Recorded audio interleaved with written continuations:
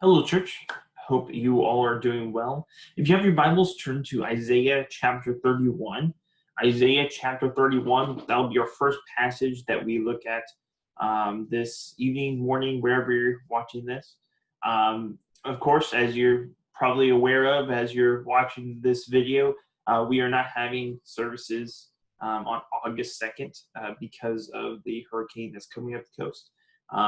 It doesn't seem to be really bad, but it seems like we're going to have a lot of water, a lot of potential flash flooding. It's going to come in Saturday night, Sunday morning, or early Sunday morning, and so we don't want anybody getting caught out in the rain and getting hurt or something unfortunate happening. So we just went ahead and canceled services, and so hopefully this lesson will be able to provide some spiritual growth for you, and you're able to take what you can out of this, apply it to your life. We're going to be studying something that I think is really cool as we look at some themes throughout the Bible. But first, let's read this passage, and then we'll jump into the lesson. So Isaiah chapter 31, starting in verse 1. I hope you have your Bibles out. We'll be looking at a lot of Bible today, a lot of Old Testament Bible today. So have your Bibles out. Read with me. Isaiah chapter 31, verse 1. Woe to those who go down to Egypt for help and rely on horses, who trust in chariots because they are many, and horsemen because they are strong, but do not look to the Holy One of Israel or consult the Lord. Yet he is wise and bring disaster. He does not call back his words, but will arise against the house of evildoers and against the helpers of those who work iniquity. The Egyptians are man and not God, and their horses are flesh, not spirit. The Lord stretches out his hand, the helper will stumble, and he who helped will fall, and they will all perish together. Right here, Isaiah is condemning the people for relying on Egypt, and this is something that we're going to talk about. There's certain themes that we can see throughout the whole Bible, the whole Old Testament, and even into the New Testament. And one of those themes that I would like to bring out to your attention that may be hard to recognize if we're just studying chapter by chapter, verse by verse, but when you look at the whole Old Testament, the whole Bible, and you look at this theme, it's really brought to light. And so I want to look at this theme of God versus Egypt. Egypt was the place that over and over the Israelites especially would go back to. Instead of trusting in God, instead of trusting God who had brought them out of Egypt, who saved them time and time again, they constantly relied on Egypt over and over and over again. And so what I want to do is I want to go through those passages and really quickly kind of bring out this theme and help you see this theme in the Old Testament of the Israelites relying on God versus Egypt, salvation versus slavery, and how that worked out for them, and then maybe some lessons that we can learn from this as well. This goes all the way back to really Genesis. This is where it all began.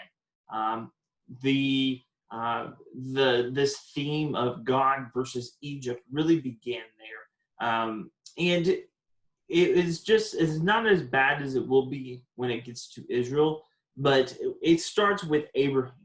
And in Genesis chapter 12, verse 10, it says that there was a famine, and Abraham, this is after he's left the Ur of the Chaldeans on the other side, and he traveled up and around the desert, the Arabian desert, and he traveled around into the promised land that God given him. And there's a famine that struck the land, and so there was no food, there was no water, there's no real, in the place of Israel, there was no consistent water. You have the river of Jordan, but even that during real dry times will just be a little bit more than a trickle. But in Egypt, there's food, and there's always food because they have the Nile River. The Nile River, every year would flood, it would water their fields, it would make it so that there's always food in Egypt. And so when there was a famine in the land, Abraham went down to Egypt. He left the land that God had given them. he left his trust in God. God could easily take care of him in the land, but instead he went to Egypt. And he went there, and what happened? Well, he lied that Sarah was his sister. She got taken into the Pharaoh's harem, and it could have ended in disaster until God saved them and bailed them out. And then we see a little bit later in Genesis 16, where in Genesis 15, the chapter prior to it, God had made this promise to Abraham. The three big promises. I'm going to make you great seed, a great nation, and through your seed, this one particular seed, all nations will be blessed. This is going to happen to you.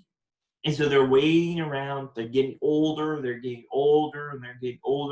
And so in chapter 16, Sarai has this great idea and goes to Abram at this time and says, hey, God, it seems like, is not keeping up his bargain. He doesn't seem to be keeping up his end. So in order to make this happen, where we'll have this great nation, we are going to do it our way. And so she gets her maidservant. Now, where is her maidservant from? Where is Hagar from? From Egypt. And she says, you sleep with Hagar, and then as long as she gives birth on my lap, and then as a technicality, then it'll be our seed. And how that ended for him. Not well. There's fighting. It did not end whatsoever. And through all of this,